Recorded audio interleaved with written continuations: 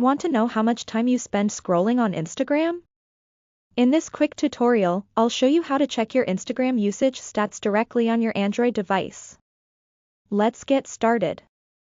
First, open the Instagram app on your Android device. Make sure you're logged into your account.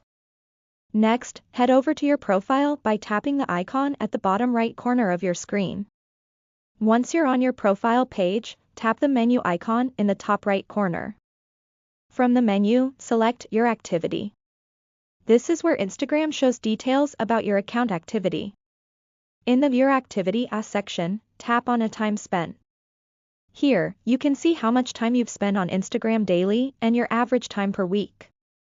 If you want to manage your screen time better, you can set a daily reminder by tapping Set Daily Time Limit and choosing a time frame that works for you. And that's it. Now you know exactly how to check and manage your Instagram usage on Android.